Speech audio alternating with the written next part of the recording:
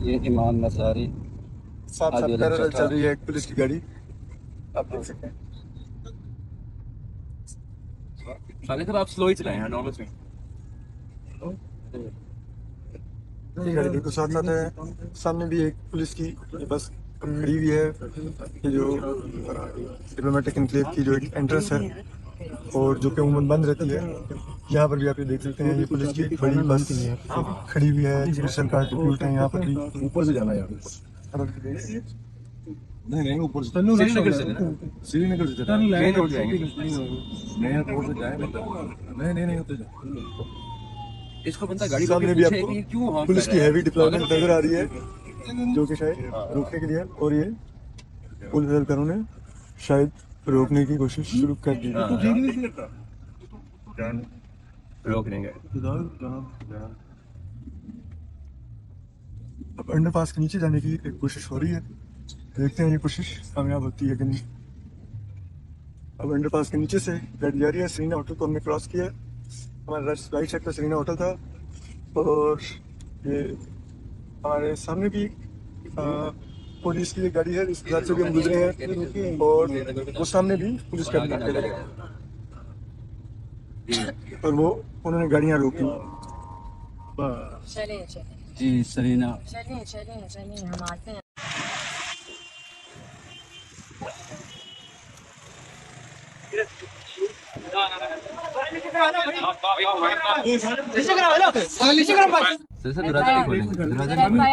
دروازہ نہیں کھولیں گے.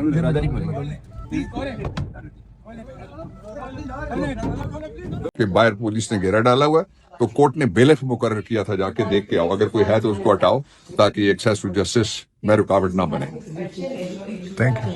تو آئی کنڈیم میں ذاتی طور پہ بھی اور پارٹی کی حیثیت بھی اور وکیل کی حیثیت سے بھی میں شدید مذمت کرتا ہوں اس عمل کی. اگر یہ کام شروع ہو گیا تو پھر تو اللہ ہی حافظ ہے کہ جہاں وہ آخری لوگ وہ ہیں، ہم ہیں جو وہ جو پہیہ ہے انصاف کا، ایک پہیے پہ اگر کوئی وہ ون ویلنگ ہو سکتی ہے میرے خیال میں انصاف کی، اور اس کا جسٹس کے سکیلز تب برابر رہیں گے جب وکیل ہوں گے.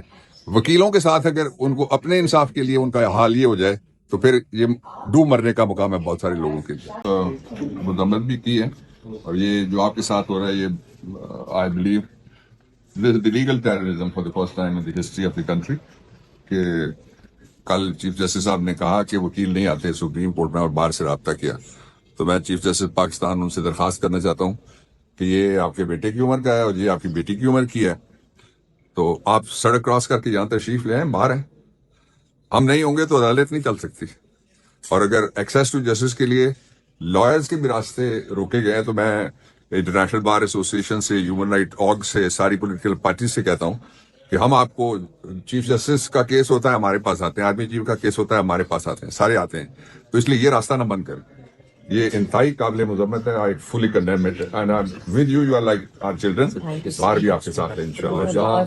میں یہ سمجھتا ہوں کہ میری خوش قسمتی زیادہ ہے، اور اس کے بعد آپ کی خوش قسمتی زیادہ ہے کہ میرے استاد محترم ڈاکٹر ظہیر الدین بابر صاحب، ایکس فیڈرل لا منسٹر، ہمارے آفس میں یہاں تشریف لائے. ایمان نصاری صاحبہ بھی یہاں پہ ہیں.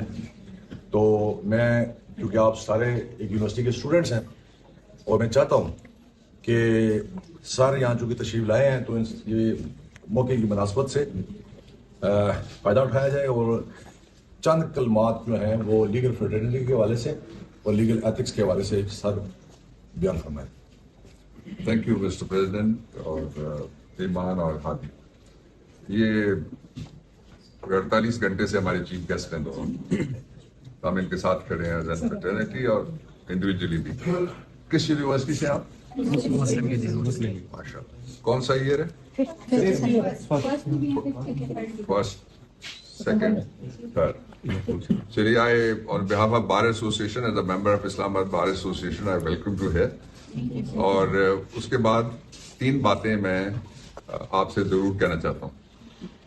جو پروفیشنل ایجوکیشن جتنی بھی ہیں وہ ساری بڑی میننگ فل ہوتی ہیں. جس طرح جو میڈیا کی اسٹڈیز کرتے ہیں وہ ہمارے لیے آواز اٹھاتے ہیں, جس طرح میڈیسن پڑھنے والے وہ ہماری زندگی بچاتے ہیں, انجینئرنگ والے ہماری زندگی کو آسان بناتے ہیں.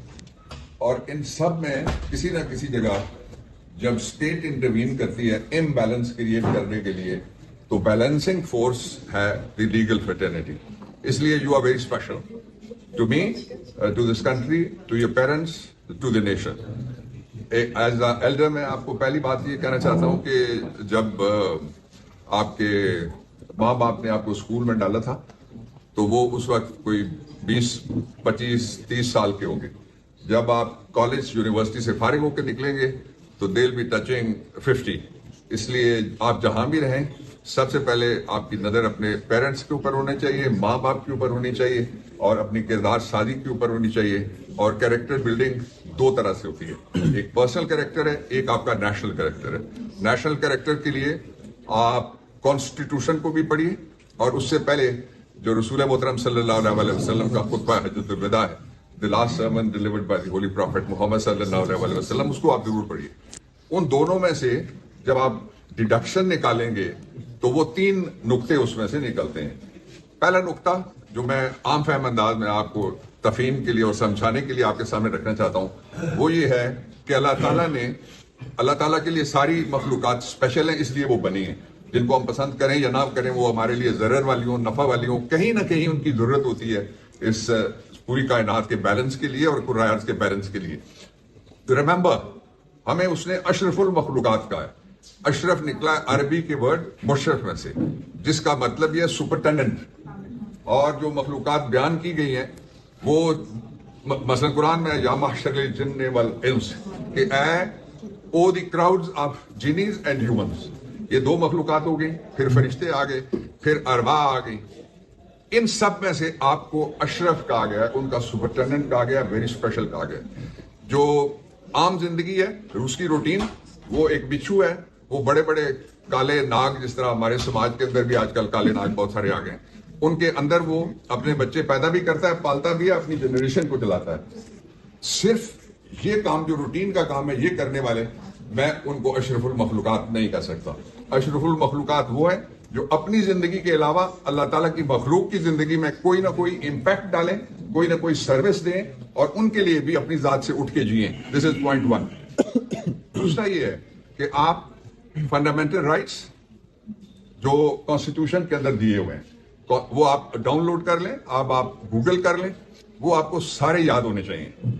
اس لیے کہ پاکستان کے 25 کروڑ لوگوں کے اوپر تقریباً 35 سے 50 لوگ حکومت کرتے ہیں, اور ان 35 سے 50 لوگوں میں سے 5 لوگوں نے بھی کانسٹیٹیوشن نہیں پڑھا ہوا ہوتا, ان کی اورینٹیشن نہیں ہوتی انسانی حقوق کے بارے میں, بنیادی حقوق کے بارے میں, اور جو ہیومن رائٹس ہیں, سیوک رائٹس ہیں, ویمن کے رائٹس ہیں, ہیو ناٹس کے رائٹس ہیں, مائنورٹی کے رائٹس ہیں, اور ہم سب کے رائٹس ہیں, ان کے بارے میں بھی اورینٹیشن نہیں ہوتی.